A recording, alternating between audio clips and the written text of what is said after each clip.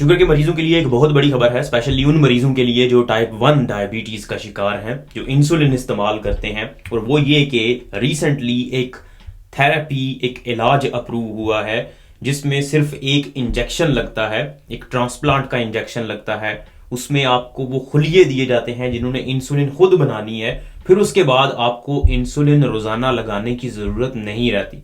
अभी 2 हफ्ते पहले ये अप्रूव हुआ, इसको लैंटिड्रा के नाम से जाना जाता है। इसमें बेसिकली होता ये है कि एक जो बंदे मर जाते हैं उनके पैंक्रियाज से, लबलबे से वो खुलिये लिए जाते हैं जिन्होंने इंसुलिन बनाना होती है, और वो खुलिये फिर प्यूरिफाई करके, साफ करके उनको एक इंजेक्शन की सूरत में आपके जिगर में ट्रांसप्लांट कर दिया जाता है।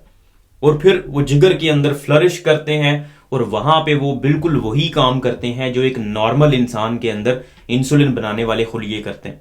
और आपको फिर इंसुलिन की जरूरत नहीं पड़ती बाहर से देने की, क्योंकि वो खुद इंसुलिन बना रहे होते हैं।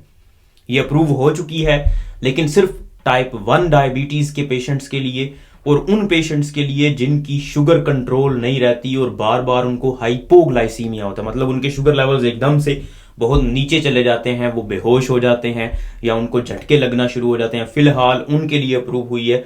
लेकिन अगर ये मेडिकेशन, ये ट्रांसप्लांट या थेरेपी सही चलती रही और लोगों को इसका फायदा होता रहा, तो नियर फ्यूचर में टाइप 2 डायबिटीज के लिए जो सबसे बड़ा कंसर्न है इस वक्त दुनिया में बीमारियों में, तो उसका इलाज भी इससे हो सकता है। अब इसके कुछ साइड इफेक्ट्स भी हैं, क्योंकि ये एक ट्रांसप्लांट है, मतलब किसी और के खुलिये आपके बॉडी में जब जाएंगे तो डेफिनेटली आपका जिस्म रिएक्ट करता है। तो उसके लिए फिर आपको कुछ दवाइयां रेगुलर इस्तेमाल करना पड़ती हैं ताकि आपका अपना कुव्वत मदाफत उन खुलियों को डैमेज ना कर दे।